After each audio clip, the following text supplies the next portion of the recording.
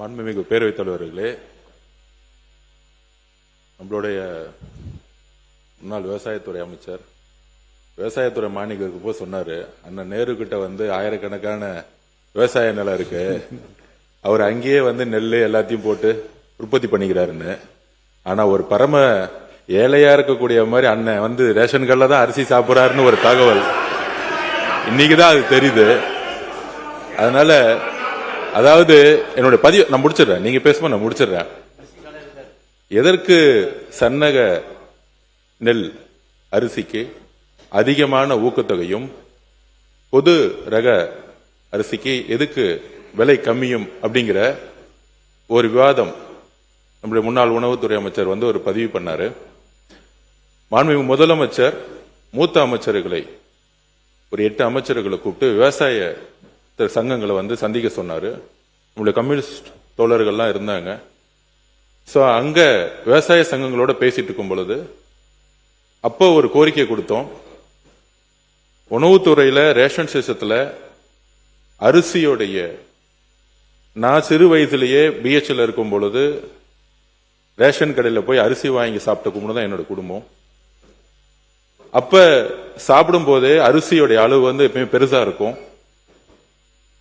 அதோடைய கலர் பாத்தீங்கன்னா நம்மளுடைய எல்லார் வீட்லயும் இப்ப நம்ம சாப்பிடக்கூடிய அரிசி நிறைய பேர் சில சட்டமன்ற உறுப்பினர்கள் ரேஷன் அரிசி சாப்பிடறான்னு சொல்றாங்க. நம்ம அது தனிப்பட்ட இது போல பெரும்பாலும் இங்க இருக்கக்கூடிய சட்டமன்ற உறுப்பினர்கள் தன்னுடைய மனசாட்சிப்படி தெரியும் யாரும் ரேஷன் கடையில இருந்து அரிசி வாங்கி சாப்பிடுறது இல்ல. பெரும்பாலும் நான் இதுதான் உண்மையதான், நாங்கள் உண்மையை பதிவு பண்றோம். இங்க மக்கள் என்ன நினைக்கிறாங்கிறத உண்மையை நம்ம பதிவு பண்ணணும். இதுல இந்த ஆட்சி அந்த ஆட்சி போன ஆட்சி 50 வருஷ ஆட்சி பத்தி பதிவு பண்ணல. இன்னைக்கு இருக்க நிலைமை என்னங்கிறத மாண்புமிகு முதலமைச்சருடைய கவனம் போய் சென்ற பிறகு அப்ப விவசாயிகள் சொன்னாங்க, நாங்க எங்களுடைய பயிரை மாத்தணும்னா நீங்க சன்ன நகர்களுக்கு அதிகமான ஊக்கத்தொகை கொடுங்க அப்படின்னு பதிவு பண்ணுவோம். மாண்புமிகு முதலமைச்சர் திருப்பியும் ஒரு விவாதம் நடந்துச்சு. அப்ப மாண்புமிகு முதலமைச்சர் சொன்னாரு, மற்ற ஆட்சிகள்லாம் விட்டுருவோம், நம்ம ஆட்சியில கொடுக்கக்கூடிய அரிசி சன்ன நகர் நெல்லா நம்ம கொடுப்போம், அரிசியா கொடுப்போம் மக்களுக்கு. நம்ம ரேஷன்ல கொடுக்கக்கூடிய அரிசியை அனைத்து ரேஷன் கடையில் வச்சிருக்கக்கூடிய எல்லா மக்களும் முக்கியமாக தாய்மார்கள் வாங்கிட்டு போகக்கூடிய அரிசி அவங்க ஒரு அண்ணனா ஒரு அம்மாவுக்கு ஒரு அரிசி கொடுக்கிற இடத்துல அவர் சொன்னது, நம்ம கொடுக்கிற அரிசி அவங்க வீட்டுல சாப்பிடணும், சாப்பிடக்கூடிய அரிசியா மாத்தணும் சொன்னது எங்களுடைய முதலமைச்சர். இது உண்மை. இதற்குதான் சன்ன நகர் நெல் அரிசிக்கு அதிகமான ஊக்கத்தொகை கொடுத்து டெல்டா மாவட்டங்கள்ல இனிவரும்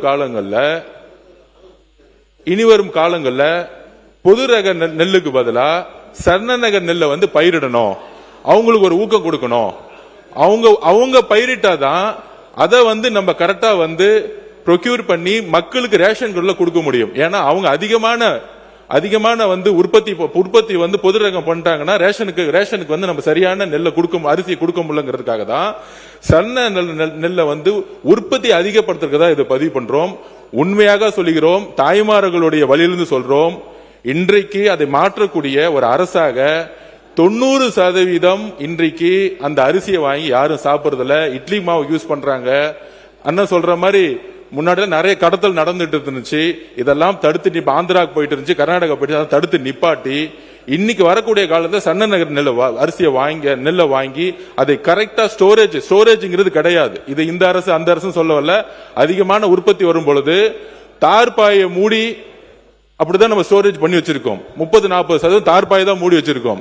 அப்ப ஸ்டோரேஜ் உருவாக்கக்கூடிய இடத்துல நம்மளுடைய உணவுத்துறை அமைச்சரும் சரி விவசாயத்துறை அமைச்சரும் சேர்ந்து தனி திட்டங்களை கொண்டு வந்துட்டு இருக்காரு.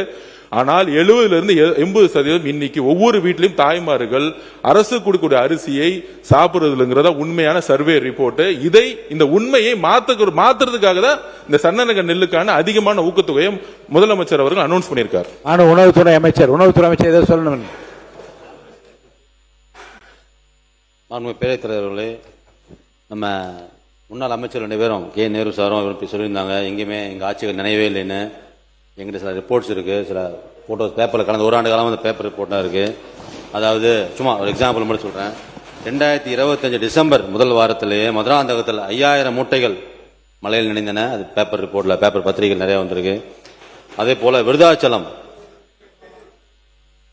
ஒரு பத்திரிகை நேர விவசாயி சொன்ன செய்தி தான், எங்கிருந்து போடல. விருதாச்சலத்தில் 5000 நெல் மூட்டைகள் அதே பேர் நினைஞ்சிருக்கு. ஜனவரி 2025 அதுல சிவகங்கை மாவட்டத்தில் இளையான்குடி கொள்முதல் தாமதத்தால விவசாயிகள்லாம் ரோட்ல வந்து போராடினாங்க. 2026 பிப்ரவரி மாதத்தில் சேத்தியாத்தோப்பில் சுமார் 1 லட்சம் நெல் மூட்டைகள் தேக்கமடைந்து, எங்கேயும் குடோன் இல்லை, ஸ்பேஸ் இல்லை, லாரி இல்லைன்னு சொல்லி தேக்கமடைந்தது. அங்கிருந்து மூவ் பண்ணாங்க. மானாமதுரை அதில் பல ஆயிரம் மூட்டை நெல் மூட்டை நடந்திருக்குன்னு நினைந்திருக்கிறது. அப்போ விவசாயிகள்லாம் போராடி இருக்காங்க. இதெல்லாம் உங்களுக்காக ஒரு ரிப்போர்ட்டாக வச்சிருக்கேன். இதெல்லாம் பத்திரிகையிலையும் வந்திருக்கு. அந்த இடத்துல ஆய்வு பண்ணி அதையும் பண்ணியிருக்காரு. உறுப்பினர் காமராஜ் அவருக்கு முன்னாள் உணவு அமைச்சர் அவர் பேச உங்களுக்கு சொல்றேன். அவர் பேச அவர் பேச கொடுக்குறேங்க, கண்டிப்பா கொடு. அவர் பேசாம கொடுக்குறேன்.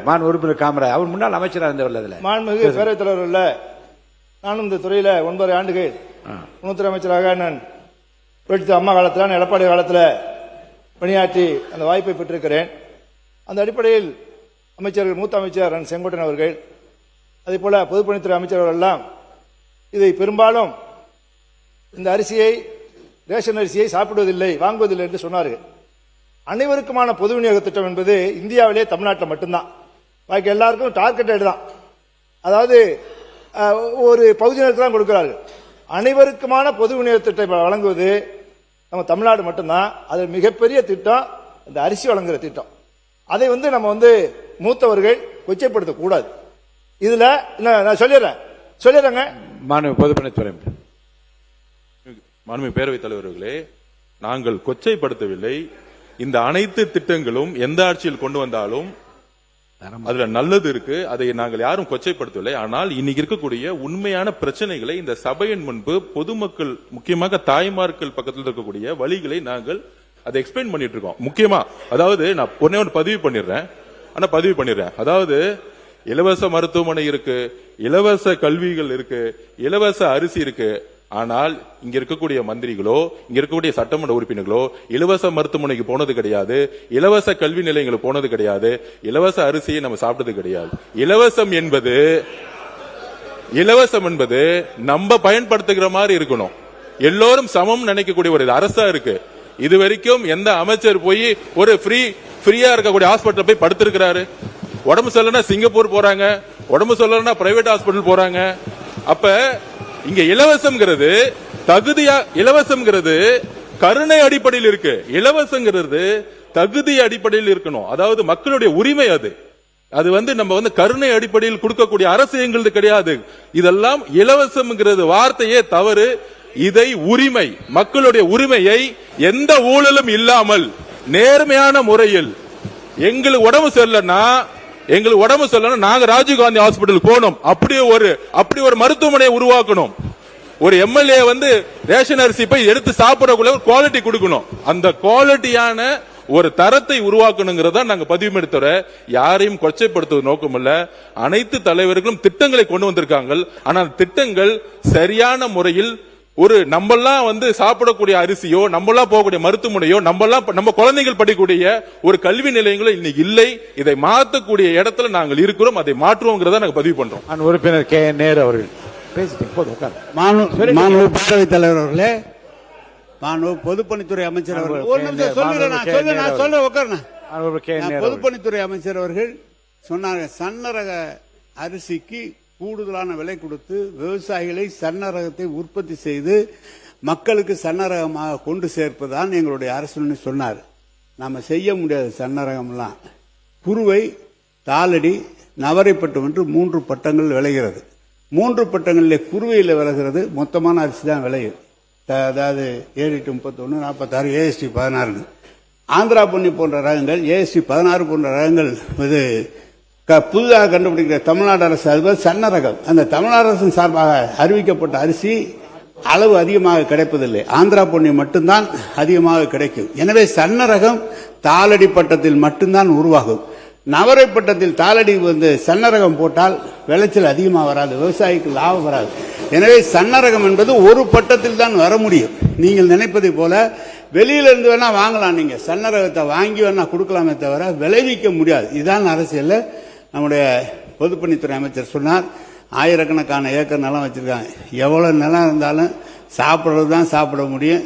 சர்க்கரை நோய் வந்தவங்க அந்த ரேஷன் அரிசி சாப்பிட்டாதான் அது குறையுங்கிற டாக்டருடைய அட்வைஸில் தான் அந்த அரிசி சாப்பிட்டு இருக்கிறோமே தவிர இதுதான் உண்மை. இதை உங்களுக்கு விளக்கமாக சொல்கிறேன்.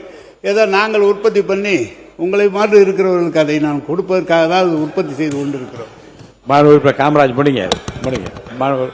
மாண்புமிகு காமராஜ் காமராஜ்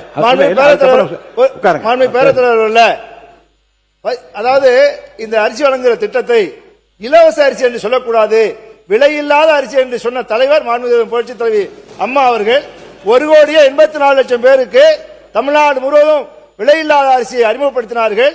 அது இன்றைக்கு 2,20,00,000 கார்டு வரைக்கும் விலையில்லாத அரிசி போயிட்டு இருக்கு. இன்றைக்கு இருக்கிற விலைவாசி ஏற்றத்தில் அரிசி விலை உயர்ந்திருக்கிற இந்த சூழலில் மொத்தமாக இன்றைக்கு இந்த அரிசியை அத்தனை பேர் சாப்பிடுகிறார்கள் என்பதை இந்த அவைக்கு நான் பதிவு வைக்க விரும்புகிறேன். மாண்புமிகு உணவுத்துறை அமைச்சர் முடிச்சிடலாம் இதை. மாண்புமிகு பேரவைத் தலைவர்களே, சரி சொல்லுங்க முடிங்க. அமைச்சர் முன்னாள் நம்ம நேரு சாருக்காக சொல்ல வரேன். இதுவரைக்கும் செப்டம்பர் 2025 ஆகஸ்ட் 2020 இன்று வரை ப்ரொக்யூர் பண்ண நெல் கிட்டத்தட்ட 64,52,401 மெட்ரிக் டன் நம்ம ப்ரொக்யூர் பண்ணியிருக்கோம் விவசாயிட்டு. அது ஸ்பெசிபிக்கா சன்ன ரகம் கிரேட் ஏ அதை நிறைய விவசாயம் பண்றாங்க. கிட்டத்தட்ட இன்று வரை 38,29,616 மெட்ரிக் டன் ப்ரொக்யூர் பண்ணியிருக்கோம். அதே காமன் நீங்க சொல்ற மோட்டார் ரகம் காமன் வெரைட்டி 26,22,750 மெட்ரிக் டன் தான் வாங்கியிருக்கோம். இன்னைக்கு விவசாயிகளே அதிகப்படியான நெல் நம்ம ஏன் அது விலை அதிகமாக கொடுத்துருக்கோம் காரணமே கூட எல்லா விவசாயிகளும் ரெக்வஸ்ட் பண்ணதே எல்லாமே இந்த மோட்டார் ரகங்களை அதிகப்படியாக எங்களுக்கு விளைவிக்க முடியல, எங்கள் சன்ன ரகமாக இருந்தால் மக்களுக்கு கொடுக்க முடியுங்கிறதுனால கிட்டத்தட்ட காமன் 26 லட்சம் இருந்தது இந்த வருடங்கள். அதே காமன் வெறும் 38 லட்சம், கிட்டத்தட்ட 12 லட்சம் அதிகமாக இருக்கு. இல்லைங்கிறோம். இதில் காமன் வெரைட்டியை விட மோட்டார் நம்ம கிரேட் ஏ 38 லட்சம் ப்ரொக்யூர் பண்ணிட்டு இருக்கோம். இனி வருங்காலங்களில் காமன் வெரைட்டியை விட்டுட்டு கிரேட் ஏக்கு அதிகப்படியான முக்கியத்துவம் கொடுத்து பிரைஸ் அதிகமாக கொடுத்துருக்காங்க. மாண்புமிகு ஏவா வேலு அவர்கள்.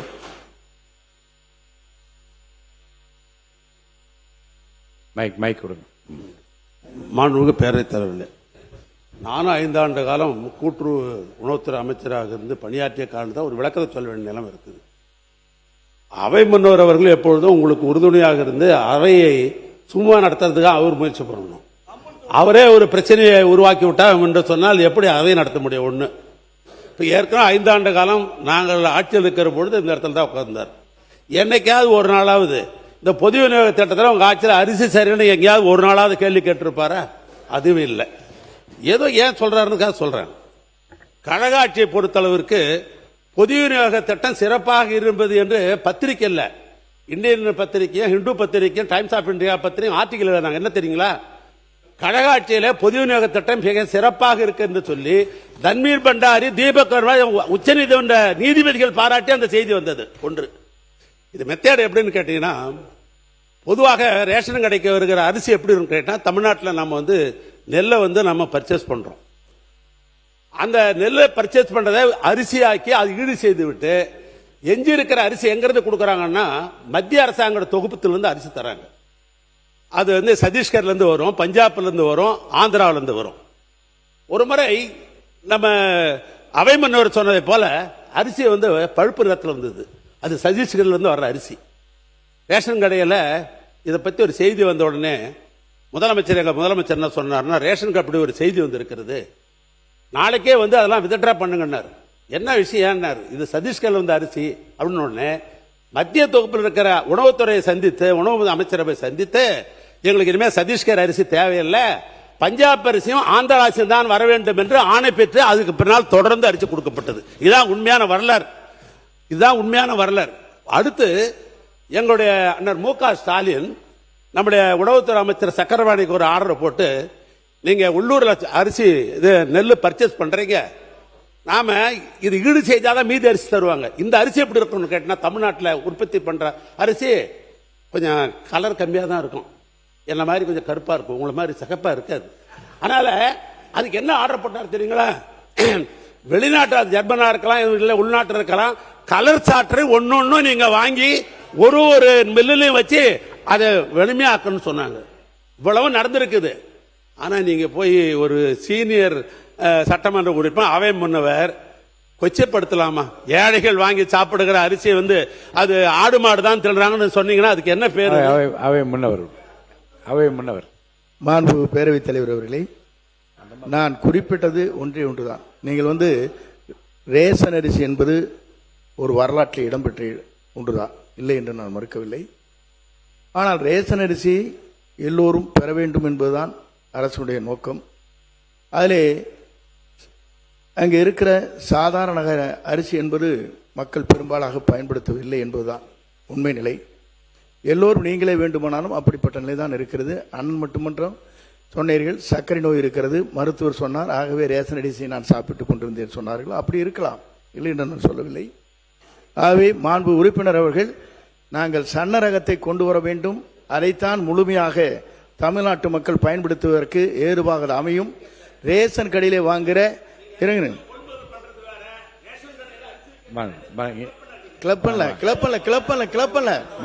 இல்ல பெரும்பாலான மக்கள் அந்த குறைகளை விடலாங்க. இல்ல இல்ல ஆடு இல்ல இல்ல இல்ல நான் சொல்லிடுறேன், சொல்லி முடித்து இருங்க. நான் ஒன்னு சொல்லிடுறேங்க, நான் ஒன்னு சொல்லிடுறேன்.